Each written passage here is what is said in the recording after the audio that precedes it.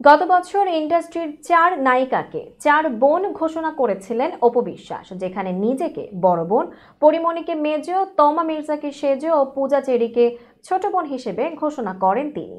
এবার সেই বড় বোন অপুকেই কিনা মেজো বোন পরি চরম অপমান করলেন পরগাছা বলে। কিন্তু কেন? বিস্তারিত ডেস্ক রিপোর্টে।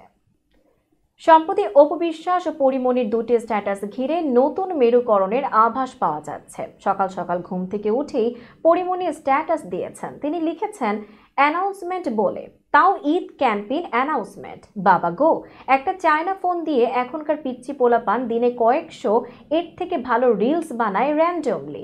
এক বরবাদ যে তোমাদের মতন পরগাছা উকুনদের তামাম জিন্দেগির অস্তিত্ব নিয়ে লাড়াবাড়া করে দিল, সেটা আর বলতে।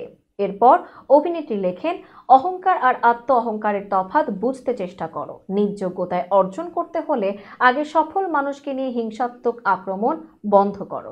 অনেকেই ভাবতে পারেন এখানে তো কোথাও অপু বিশ্বাসের নাম নেই, তবে যারা সোশ্যাল মিডিয়ায় এই দুই নায়িকাকে অনুসরণ করেন তারা ঘটনা ঠিকই মেলাচ্ছেন।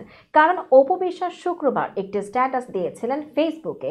তাতে একটি ঘোষণা ছিল যে announcement, Eid campaign coming tonight.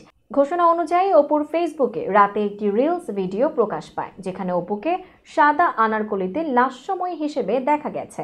কেউ কেউ এই ভিডিওর প্রশংসাও করেন, আবার কেউ কেউ এতে পাঞ্জাবি গান ব্যবহারের সমালোচনাও করেন। এরপরই পরিমণির এমন স্ট্যাটাস। পরির পোস্টে মন্তব্য করতেও দেখা গেছে অনুরাগীদের। কেউ কেউ লিখেছেন, অপুকে খোঁচা দিলেন পরি। তবে কি দুই নায়িকার সুন্দর সম্পর্কে ফাটল ধরেছে?